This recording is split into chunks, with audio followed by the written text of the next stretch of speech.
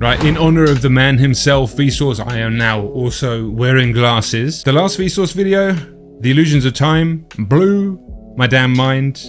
I think it's actually one of the best videos that I've put out, and that's because it's one of the best videos I've ever seen. We're gonna do another one now. It's called Do Chairs Exist? I love the title. I know this is gonna be existentially crazy. We're doing it live on stream, so you'll see chat popping up.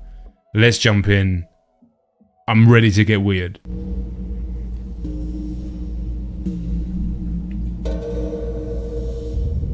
Hey, Vsauce. Michael here. And here. Michael here. The guy's a fucking genius. Everything, it's just, sometimes you just come across a guy that's just an absolute master. A true master craftsman.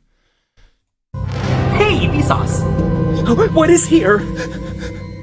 What is there? Oh god, do I want to watch this? Is there? What really exists? Do waves exist, or are there just things that are wavy? When does a piece of food stop being a piece of food and become me? Do chairs exist? Ontology is the philosophy of existence, and chairs are what philosophers call ordinary objects. Okay. Ordinary objects are the plain old common sense things we deal with every day. That cheese Spoons. Looks appalling, by the way. Appalling. Buckets, rocks, stuff like that. Their existence is as obvious as possible. But the more we try to suss out where they are, the more sus they become. First of all, sure, this could all be a dream. Maybe we've all been hallucinating chairs all these years. Right. Or this could be part of the simulated reality, pumped into our brains while our bodies are harvested for energy. But underneath that skepticism, there's a deeper ontological question we need to answer first. Regardless of whether this spoon is made of real atoms or simulated atoms, is it really possible to be made of something? Take a look at these two things. As we all know, 2 minus 1 is 2. There are two things here. There's an origami crane and a piece of paper. I'm just kidding, of course. There's just one thing. The crane and the paper are the same. But watch this. What are they?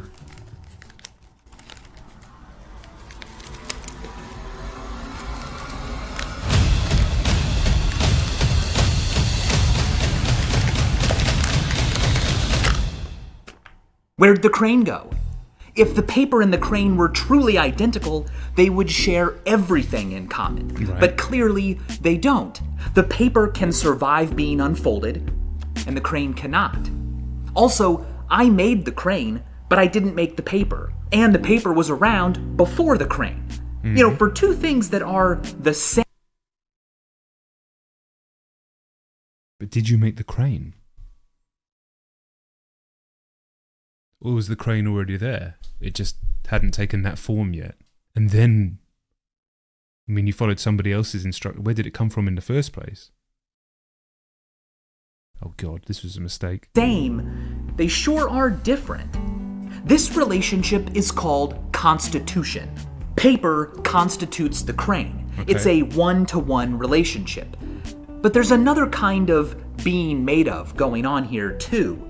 This paper, for example, is made not of one other thing, but of sextillions of things. Fundamental subatomic particles, electrons and quarks, or strings, or physical and virtual fields.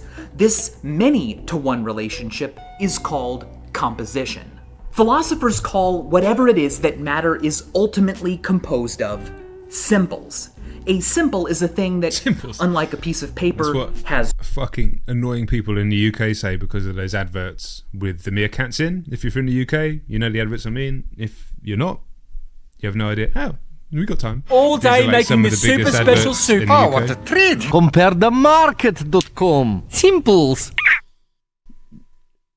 It's what midwits say in the UK still. This is 15 years old. They still say simples. Anyway. Simples. A simple is a thing that, unlike a piece of paper, has no parts, no substructure, not even a top or bottom. Now, it could be the case that there are no simples, that there's just a never-ending chain of smaller and smaller substructure. Oh, okay, Philosophers call such a not gonna reality screw my brain at all. a gunky universe. If structure never ends in the other direction and everything turns out to be part of something bigger with no final complete composite, that is known as a junk. Okay, how old were you, chat, when you had your first existential crisis? I was pretty damn young. I think my first existential crisis came when I couldn't understand why my neighbours in my back garden were on the left, and then when I came out of my front door, they were on the right. I was about 6. That started my relationship with being spun out by the universe, and then moving into, are we in a simulation, which I started thinking about way too young, under 10. Does everybody see colours the same? Super young, under 10. Yeah. 7 when you thought of death, yeah. It's fucked, isn't it? Junky universe. Point is, believing ordinary objects exist and are made up of smaller things is quite common. It's called ontological reductionism. It's the position that wholes are nothing more than their parts. But our crane and our paper challenge that notion. It seems like being made of some things is different than just being those things. Let's agree on what it means to exist. Let's say that for something to exist is simply for there to be more than zero of it. So Pegasus exists if we mean, are there any winged horses in works of fiction and mythology? And Pegasus does not exist if we mean, are there any physical, flesh and blood winged horses that evolved on Earth through natural selection? Okay, so if we can agree on that, yeah, I agree. Then of course chairs exist. Yeah, there's fine. this End one of the right video here. then, sweet. I can see it, and I We're can done. feel it. We're done, right? And I can taste it. Yeah. Oh, yeah. It's kind of dry, and a little bit salty. Dry and salty are what we call properties. Properties tell us what things are like. For example, this slice of cheese is floppy. By noticing and sharing properties, we can let each other know what to expect from things. And we all more or less agree on what things there are. We give names to stuff, and if they catch on, we put them in dictionaries with the word noun next to them. But are all of these nouns an inventory of the universe, or an inventory of things we made? Let me put it this way. Do islands exist? Well, it's in the dictionary, and a quick look around confirms that there are more than 0 islands. So, yes, islands exist. But what about in-cars? An in-car is a car that is in a garage. As a car leaves a garage, an in-car diminishes at the threshold until it collapses into non-existence. Later, an extremely similar in-car may emerge at the same threshold when the car returns. Are there any cars in garages right now? Well, if so, then in-cars exist. But you might be thinking, that's not a thing. You just made that up. And it's silly. Being in a garage is just a property that a car can have. Stop trying to make in-cars a thing. Okay, but first of all, I didn't make it up. Eli Hirsch did. And second of all, if you think in-cars aren't things, I do think they're wait things. until you hear about islands. An in-car might just be a relation between a car and a garage, It's a but an relational island thing. is just a relation between land and some water. Yeah. Now, So I'm on board with relational things existing.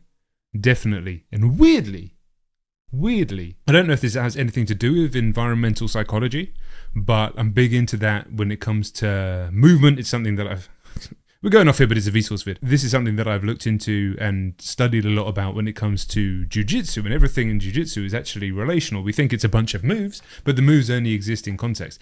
For example, in jiu-jitsu, you have to have another person there, so nothing exists independently of there being another body in the environment, and therefore nothing actually exists independent of the environment that it exists within. So, with that understanding, I do believe that relational properties such as this are things that exist. We're 7 minutes in, it's 37 minutes long. Good luck, everybody. Now, of course, island might be a more useful concept than in-car, but does that make islands objectively more real than in-cars? And what about trogs? A trog is an object whose parts are a tree and whatever dog is nearest. Here's a picture of one. Do you see the trog? This is its tree part and this is its dog part. You might be thinking, come on, how can that be a thing? The tree and the dog aren't even connected. Well, so what? These two pieces of fabric aren't connected, and yet they are a thing called a bikini.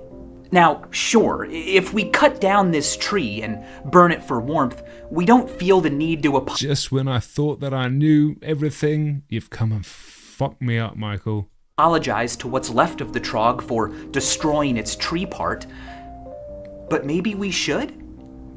What if some extraterrestrial should apologize to what's left of they are a thing called a bikini? Now, sure, if we cut down this tree and burn it for warmth, we don't feel the need to apologize to what's left of the trog for destroying its tree part. But maybe we should? What if some extraterrestrials showed up and said they thought dogs and trees composed trogs? Would they be wrong? Could we convince them otherwise? Ontological realists believe that we could, that there really is a mind-independent answer to the question, what is there? People like Theodore Sider believe that the universe has joints, and that we can cut up reality into objective, real things by finding them.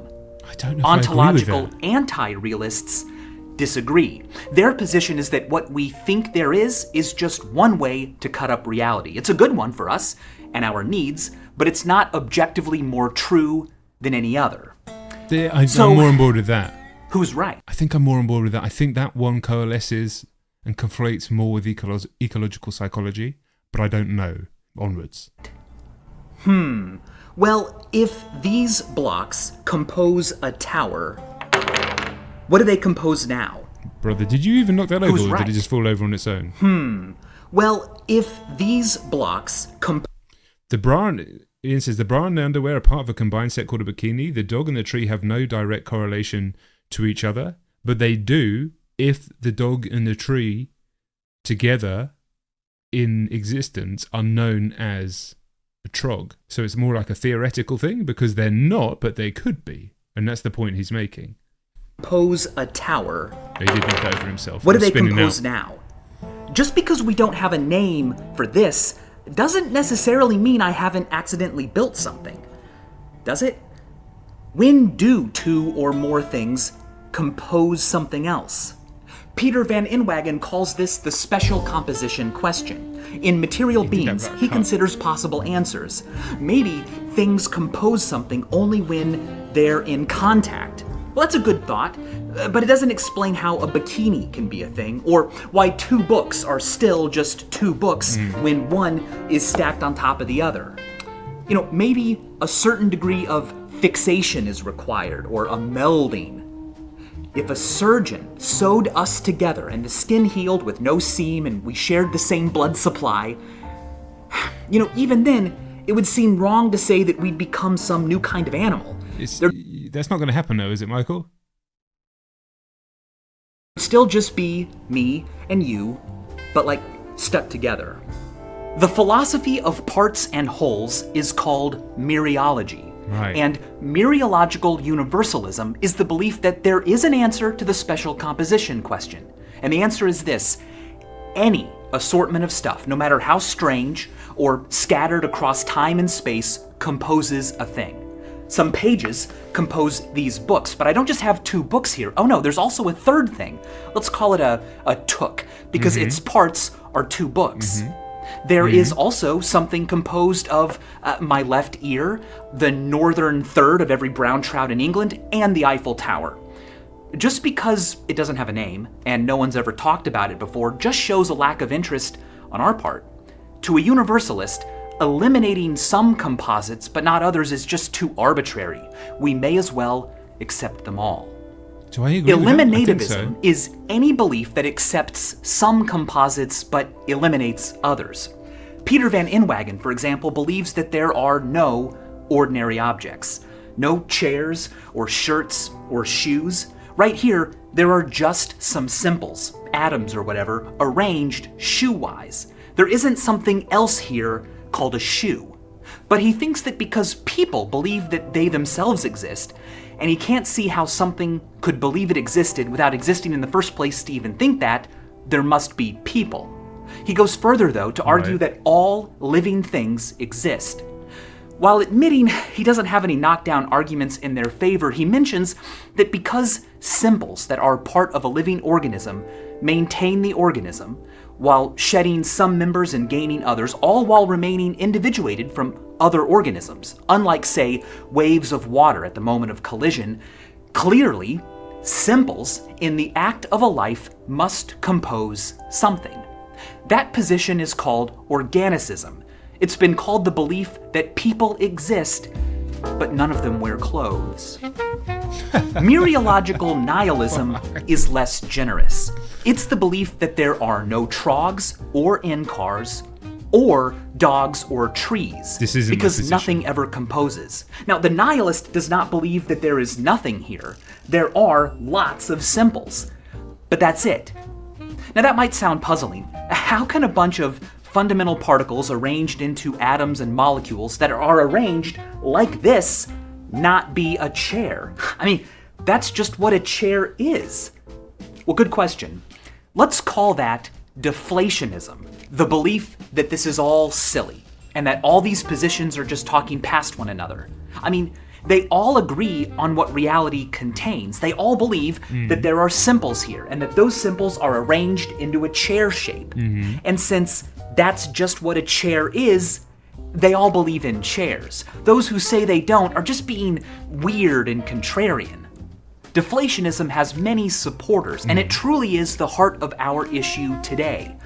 But to address it, we should first see why it would be nice if all these parts did not form a chair. Talk to me, Michael. Let's begin with over-determination.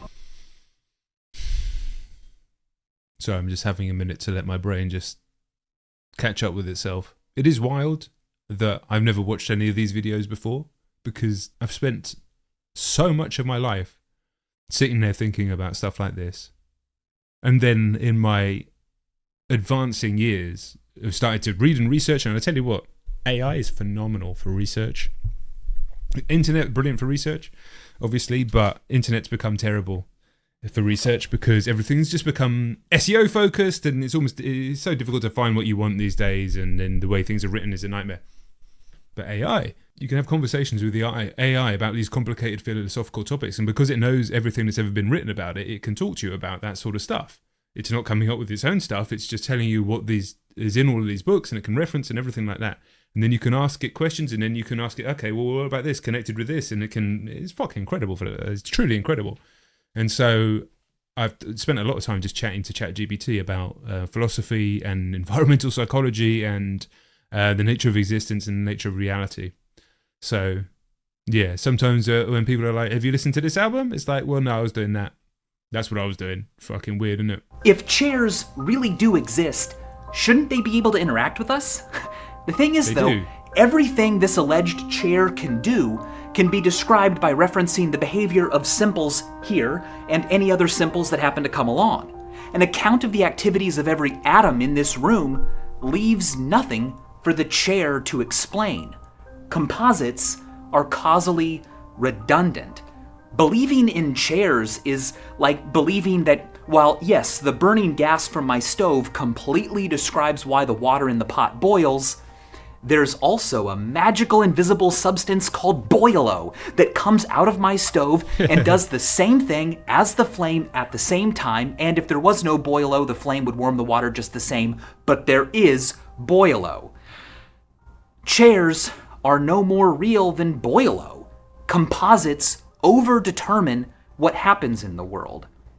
They also lead to overcounting. For more on that, let's say hello to this video's sponsor. Hi, I'm Michael Stevens. You may know me from such films as Lady Gaga, Judas Parody, Key of Awesome number 42, and The Emoji Movie. But today, I'm here to talk to you about the Curiosity Box. This season, our subscribers will be receiving many things, including a shirt celebrating the Sherman line, a kit to find out what kind of bacteria grows on you, a puzzle that celebrates the average color of Neptune, and yes, also Uranus, and the first ever at-home demonstration of impossible colors. And right now, if you subscribe with code BOGO, we'll also send you our entire summer box completely free. Just pay shipping. Brilliant. How YouTuber many product. things will you be receiving for this one ridiculously low price? Well, you might think 15. 8 things plus 7 things. But don't forget that you're also getting this entire collection and this entire collection. That's 17 things. Order now. That's a good deal. But the ontology seemed wrong. If I count some parts, I shouldn't also count the whole they compose. But if you believe in composite objects, you must, right? I mean, after all, the composite exists. So if this chair contains, say, 100 sextillion atoms, then there are actually at least 100 sextillion and 1 things here. All of the atoms and also the chair. That seems wrong. But wait, there's more. If I take a knife and scrape off a tiny part of this chair... I was going to say, if you cut a bit off... Is it still a chair? I think most of us would say that yes, it is still a chair, and it would still be a chair even if I removed a tiny bit again and again. A series of tiny, innocuous removals is called a Soreites sequence. Right. The trouble they cause is that while it seems we must accept that each individual step doesn't annihilate the chair, clearly enough minute removals will eventually leave us with no chair. Yeah. Nothing at all, in fact. But how can that be? How can subtracting 0 over and over again ever give a different result? Well, clearly, there must be a point at which a tiny change does make a difference. Now, different people might give different answers as to where that line is, but, we could just stipulate the boundaries. Yeah, we what's the could stipulation? define What's the chair stipulational boundary of a chair existing? Vsauce has PhD in physics. That does not surprise me at all. Vsauce is physics. in some extremely precise way. If we did that, if we defined the shape, function, and history that makes something a chair so precisely that even the smallest deviation could make or break its status as a chair... Is it not? Is it not its properties based on sittability? Is that not what makes something a chair? But then again, other things have that property as well. It would need another property as well. Sittability is obviously one of them. But it would need another property as well, because rocks have sittability, benches have sittabilities, tables technically have sittabilities, floor has sittabilities. So what would be the other conditions and properties that a chair would need to be a chair? Would it be number of legs? No. Would it be that it has to have a back? No. Would it be more of a perceptive thing? A chair exists when we perceive it as a chair, but it has to have the condition of sittability. Has to have the property of sittability. I don't think comfortability, Ryzen, I don't think comfortability would define it as a chair. It might define its quality as a chair, but you could have an uncomfortable chair that's still sittable. And obviously if it's so uncomfortable that it loses its property of sittability, then it would no longer be a chair. But then again, if you had a chair in a picture that had a big spike in it up the arse, would that still be a chair? Even though it has no sittability by just the properties, the standards that I just said, it would still be a chair, right? It needs the back part. If not, it's a stool. That's probably true. So it needs sittability and whatever this is called, leanability. Legit, lost 25 viewers since I started talking, but the ones that are still here, this is you want the real me? This is the real me. How could we know if we'd done it right? If we called up God and said, hey, dude, watch this. Okay, see this chair? Well, okay, now we're gonna remove a single atom from it. Ta-da! It's no longer a chair, is it? Would God be like, correct. You guys nailed it. That is exactly right. It was a chair before, and now, in my infinite wisdom, I can confirm that that single atom was exactly what made the difference. Unless there's some explanation for why a boundary should be drawn in a precise way instead of some other way, our stipulations are just arbitrary. Ordinary objects may be unredeemably vague. But being vague may actually be a feature of ordinary objects. Yep. For example, what we were talking about, how right? many people is a crowd? 10 people standing together in a huge empty park might be more of like a group, but 10 people standing further apart in a tiny waiting room will feel way more crowded. The fact that our terms depend on context, that they're plastic, makes it seem less and less like they're describing things and more like they're pragmatic, that rather than telling us what there is, they tell us what to expect. Peter Unger has pointed out that there's at least one That's kind of like thing what I was talking about. that can survive a Soreites sequence without paradox. Stuff. If you innocuously remove tiny pieces from something that is just some stuff, you will still have some stuff after each step until you reach a clear and unambiguous boundary. When the last piece is removed, there will no longer be any stuff. This might show that there are composite objects. Stuff. As soon as we pretend that some stuff is a thing, though, vagueness sets in. Suddenly, we're talking about a thing that can lose parts but also can't lose parts, and unless contradictions can exist, words like chair just don't really refer to anything in the universe.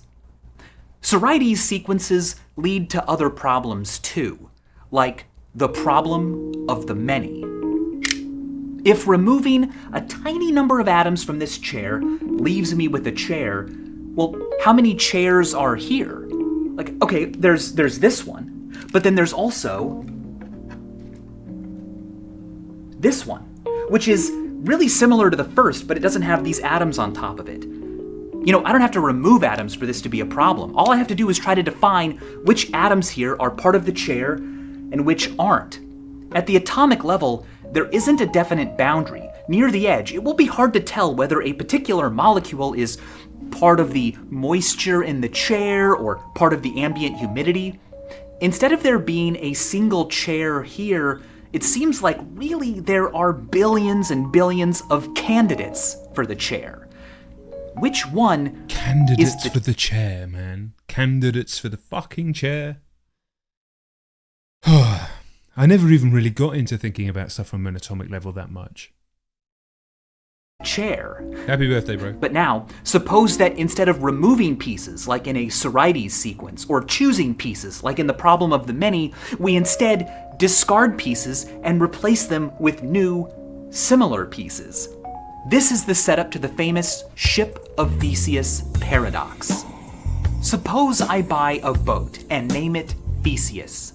Over time, parts of the boat wear out, and I replace them with brand new parts. After, say, 10 years, well, I might realize that not a single part of my boat was part of the boat on the day I bought I've it. heard this before. Do I now own a different boat? Have I owned two boats? I've only ever heard this like just said as a couple of sentences, and then I've sat there just like this for about 5 minutes, and then probably just gone on fucking Instagram reels and rotted my brain. But now suppose that someone has been following me around all these years and has been picking up each old part I throw out and storing them away in a warehouse. After I've replaced all the original parts, they take them and join them back the way they were 10 years ago. Which boat is Theseus? Both? If we conclude that ordinary objects don't exist, the problems of Soreites, the many, Theseus, overdetermination, and overcounting all evaporate.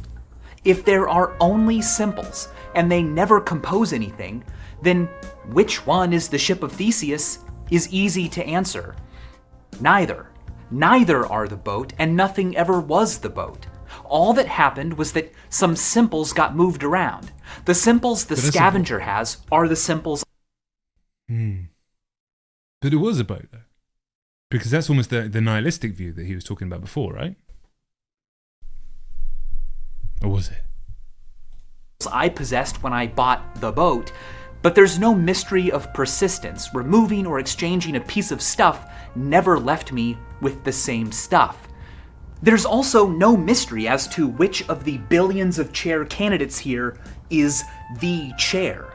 And the removal of no specific atoms will ever stop it from being a chair, because there is no chair here, and there never was. There are only simples arranged chairwise.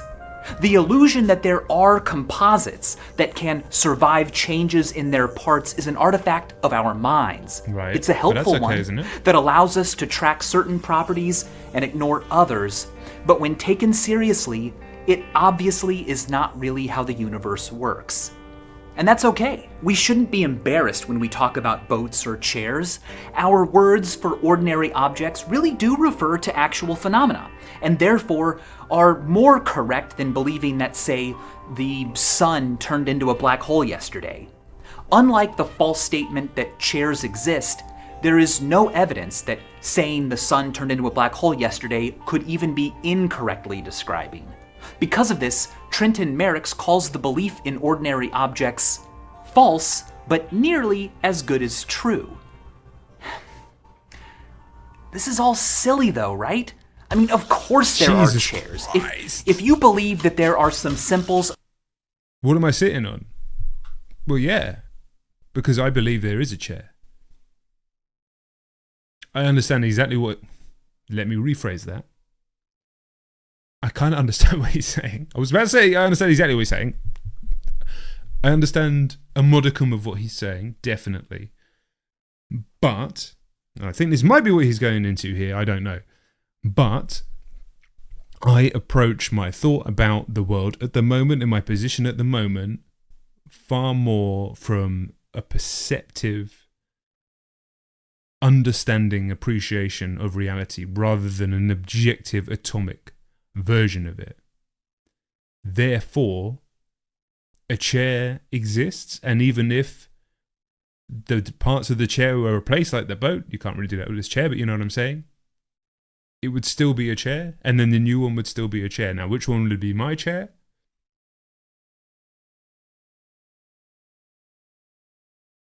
Oh, I crashed. It's fully crashed. Frozen. Reset the game. Arranged chairwise, then you admit there's a chair, because that just is what a chair is.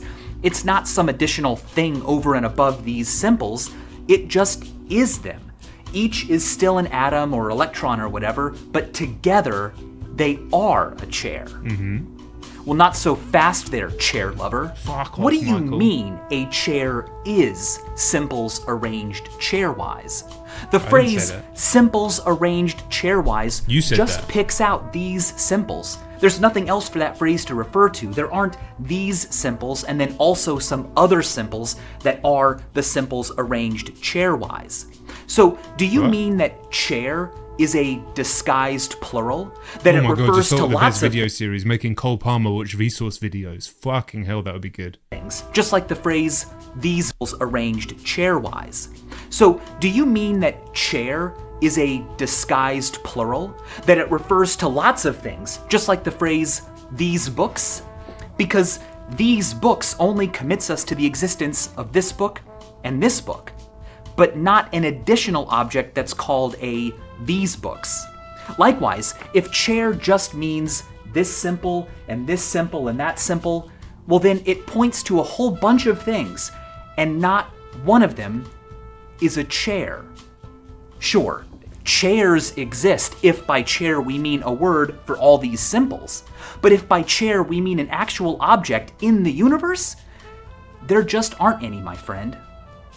Except maybe there is no chair over and above the simples, but instead, something happens when an assortment of simples are arranged into a chair shape. Each member continues to be a single atom or whatever, but collectively, they all simultaneously become one thing, a chair. Okay, so then either there's no chair here, right just now, we got 12 minutes left of this video. Right now, I'm on board with what you just said, Michael, but I got a feeling you're going to fuck me up. And I don't want to be fucked up anymore. I watched only 2 Vsauce vids. Well, yeah, 1 3/4, yeah. This is all I've seen. The one that's on the channel and this one. Assuming that these reactions continue to get views and people like them, then I will continue to watch more on stream and on video, yeah. Right. Okay, just need a minute. Just need a minute to collect myself. They've done a bit about this idea on Only Fools and Horses, when he had the same broom but kept replacing each part, really? I am to mention to her one day that I've had the same broom for the last 20 years. She was very impressed and said, have a medal. 20 years. That's a long time, Dave. Yeah? Well, it's 2 decades, isn't it? I wouldn't go that far, but it's a long time. Treat, just a second. If you've had that broom for 20 years, have you actually swept any roads with it? Well, of course. But I look after it well. We have an old saying that's been handed down by generations of road sweepers. Look after your broom. Did your broom will look after No, Dave, it's just look after your broom. you? Right, I'll say. Yeah, and that's what I've done. I've maintained it for 20 years. This old broom has had 17 new heads and 14 new handles in its time.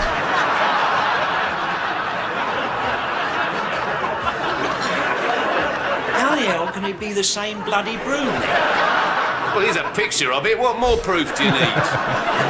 Fucking goated. Goated shit. So did the broom exist? Examples, or somehow a miraculous contradiction has appeared.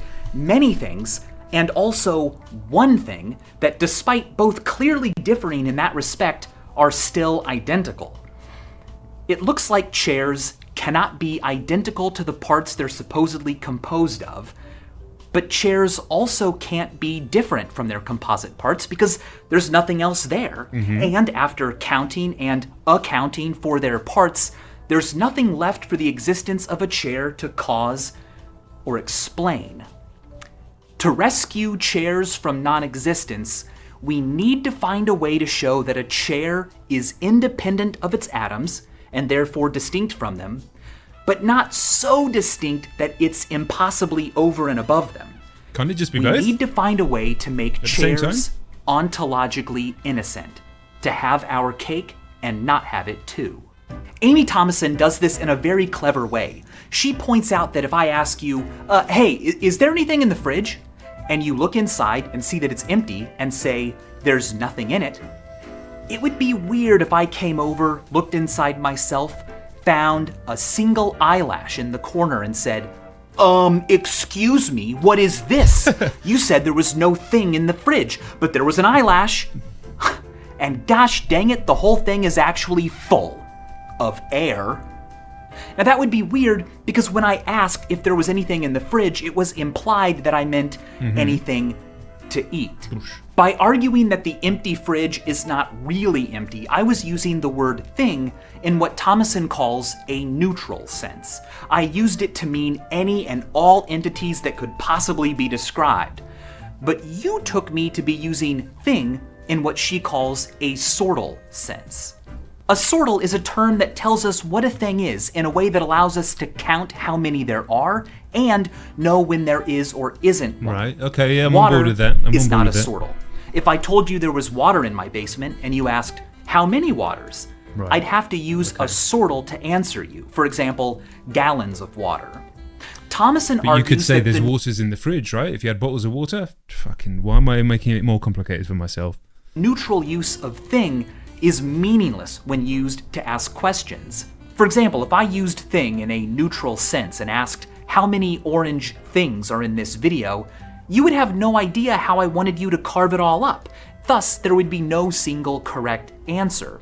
You might say, one orange thing, your shirt? But then I could say, what? No, there's my left sleeve, my right sleeve, the inside of the shirt, the outside of the shirt. Come on, there's way more than one. Fuck off.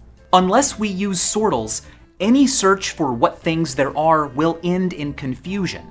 Not because there are no things, but because it hasn't been made clear what conditions to apply when searching.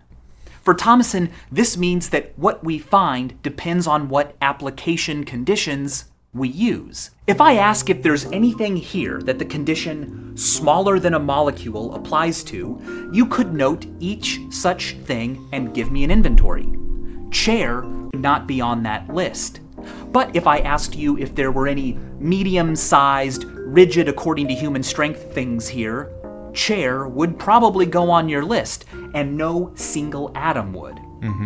If an application condition is satisfied in the world, then the thing it describes exists. So, chairs do exist. If the application conditions for one thing are also sufficient for something else, then if we find the first thing, we have found the other, because its existence is entailed, analytically, by the existence of the first thing, that is, by meaning and logic alone. For example, if I say that I live in a house, you can conclude, without looking, that I live in a building. There's no paradox here. I don't live in a house and a building, two distinct things that defy the laws of physics by being co-located. Instead, the conditions that apply to a house are also sufficient for a building. So, a single chair is not impossibly identical. Tangible, a thing that is perceptible by touch? Yeah, but the shelves are perceptible by touch, right? But if I had a fridge with just shelves and nothing else in it, and you said, is there anything in the fridge? I would say no. To some collection of many, nor is it to a house are also sufficient for a building. So, a single chair is not impossibly identical to some collection of many, nor is it somehow over and above its parts. Instead, atoms arranged chairwise merely logically entail a chair. The entailment connects things differentiated by distinct application conditions. When we ask, which one is the ship of Theseus? A puzzle erupts because we're being too neutral. We need to say what we mean by ship of Theseus. If we mean the original parts, then this is it. Do we mean the thing registered to me by the boat authorities? Well, then it's this one. But which is the real one is an incomplete pseudo question. When it comes to Soreites sequences, I think we need to just stipulate where the boundary is. I don't think there's an objective answer provided by the universe or God as to what exactly is and is not a chair. But that doesn't have to mean that there aren't any chairs. It can just mean that every single collection of symbols is its own unique object, independent of our minds, and that we get to decide which to call chairs. Vagueness comes from our minds and our language, but there are no vague objects in the universe. Don't tell me I'm wrong. The nice music came in, but we got 7 minutes left. You're going to tell me I'm wrong. Don't tell me I'm wrong. I'm so close. We don't have to believe that our reality is simulated, but I do think we have to believe that it's stipulated. It is a reality that contains not what intelligent machines have decided to give us, but what we have decided we have. There's no fact of the matter as to whether calling this a star is the true way to carve up this stuff. It's a pretty useful way to do it and helpful. Yes, because a chair is not a chair to a dog. Because they don't have the capabilities, right? Their properties are different. No fact of the matter as to whether calling this a star is the true way to carve up this stuff. It's a pretty useful way to do it and helpful for at least human purposes, but star is a thing we imposed on the world. So am I sitting in the human chair? I'm sitting in the collection or arrangement of simples / atoms that humans collectively would almost certainly determined to be a chair by the conditions and properties that it has in relation to the history of human existence. So yes. I think that's where I always was from the beginning. So if we go all the way to the end and I'm where I was at the beginning, gone on this crazy journey and I end up in the same place, I'll be fucking buzzing. But I have a feeling he's going to fucking tip up my lunch table in a minute. Michael Jubian puts it, there are no things, but as a consequence, there are as many things as we like. Yes. Just What the fuck are you reacting to? You came in at a crazy time, bro. I can't lie. You came in at a crazy time. Now, as for the problem of the many, we can simply just admit that there really are billions of slightly different chairs here. Some include a few boundary atoms that others don't, but since they all act and react pretty much in unison, in our daily lives, it just doesn't matter which exact material collection we mean when we say this chair. However, let's go back to our cranes. When we talked about holes, we said that holes might... I know you're gonna fucking ruin it for me, mate. I fucking had it. I was happy. And now you're gonna ruin it for me. I know you are. Be ontologically parasitic, that their existence seems to require the existence of something else, something that can host the whole. Perhaps our crane is wholly too. Not a physical thing in its own right, but a disturbance in some paper. There is no material crane here, there's only some paper arranged crane-wise. Yeah. But once we start entertaining that notion, we realize that nearly everything we see and feel, all ordinary objects and even ourselves, are ontological parasites. Michael Jubian calls our tendency to think that what is true of a chair is true of the material that is chairing. I'm reading this fucking book, mate. Michael Jubian. Object fixation or property repression. Do people do reading streams? I mean, I can't see me doing one. Michael Jubian calls our tendency to think that what is true of a chair is true of the material that is chairing object fixation or property repression. Object fixation is useful and nearly as good as true, but when paradoxes loom, we should remember that while chairs do exist, they are not made out of matter and cannot be touched or felt or tasted. All I can do is taste some stuff while it chairs. If it looks like a duck, swims like a duck, and quacks like a duck, then it's not a duck, but it is arranged duckwise. I still think it's a duck. That the only concrete physical things in our universe are simples. Or, since our universe could be gunky, the material world only contains stuff. And yes, this stuff is chairing. But the road paved by the idea that that makes this stuff a chair leads to paradox. To see how we could have made that mistake, let's remember the famous Clintonian dictum that often it depends on what the meaning of is.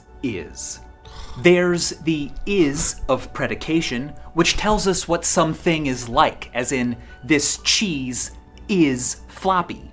And then there's the is of identity, which tells us what is the same as what. For example, 2 + 2 is 4.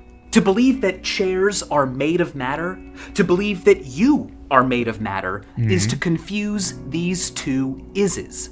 When a collection of properties are extremely thorough in telling us what to expect from some stuff, we tend to just go ahead and noun them, collapse them into a single word, and believe it doesn't just describe some stuff, but refers to it. I think we have an intuitive sense of the thoroughness of properties, and this can be seen in how we order our adjectives. Big can mean many things. A big diamond and a big house are very different in size. Blue tells me a bit more about what to expect, but cheeseburger, oh, that's specific. So specific, in fact, that we call it a noun. The increasing thoroughness may be partly responsible for the fact that big blue cheeseburger sounds fine, but blue big cheeseburger sounds kind of weird. When we embrace the idea that cheese... Mate, you done me with blue big cheeseburger. That's finished me off, that has. That's absolutely done me.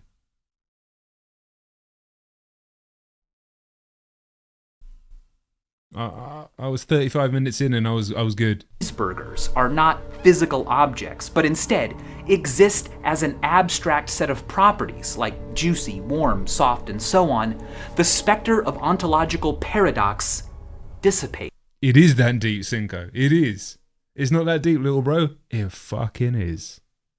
It fucking is. Instead, exist as an abstract set of properties like juicy, warm, soft, and so on, the specter of ontological paradox dissipates. You and I are not physical objects either. Michaeline is a bunch of different properties, and most of them are very vague. They include things like knowing who Kevin is, being more or less a certain height, having a roughly continuous relationship with the stuff that was Michaeline yesterday. Now, some of what it means to Michael does concern composition, like the fact that I will still exist even if I shave off the stuff I call my beard. If I shaved off my beard, there would still be some stuff Michaeline, but it would be different stuff than it was before. We are able to lose parts and change and grow because we are not made of matter. We are hosted by matter. As Alan Watts would say, the universe doesn't contain people, the universe peoples. Chairs and tables and rocks and buckets and people are not made of atoms. They are performed by atoms. We are disturbances in stuff, and none of it is us. This stuff right here is not me. It's just meing. We are not the universe seeing itself. We are... Fucking right. You bring out the Alan Watts at the end, mate. Yes. Fucking yes. All the way through this absolute crazy journey, and we ended up exactly where I started. This is where I already was. I fucking win. I win the game of Vsauce chairs existing game. I win. Does my hand exist? The seeing. I am not a thing that dies and becomes scattered. I am death, and I am the scattering. Woo! And as always, thanks for watching. Fucking unbelievable shit. Unbelievable! Oh my god!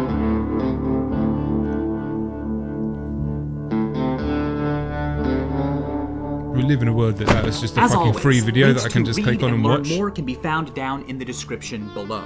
There's also a link down there to subscribe to the Curiosity box. If you subscribe now, this will be your first box. But remember, use code BOGO and we'll send you our summer box as well, completely Red Dead free. Redemption S Music Outro, yes. Give your brain a treat. Support Vsauce, support Alzheimer's research and creators everywhere by joining today. I'll see you there. And as always, why'd you get creepy? Thanks for watching. That was unbelievable, dude. Unbelievable. Wow. My brain is broken, but I feel like I won. Honestly, I feel like I won a game that may or may not have ever existed and only exists in my mind, but what is my mind? Regardless, I mean, I'm really enjoying these. It's unbelievable, actually. So if you want more Vsauce reaction videos, I will not watch any off stream and off video. Let me know down in the comments. Recommend them. I'll go to whatever the next most recommended one is. Do subscribe. We're doing different things now. We're past 500,000 on this channel. Plenty of different things on this channel. Some of it absolute slop like me eating a burger. Some of it contemplating the very nature of reality. If you're here for the ride, subscribe. I'd love to have you on the team. Peace.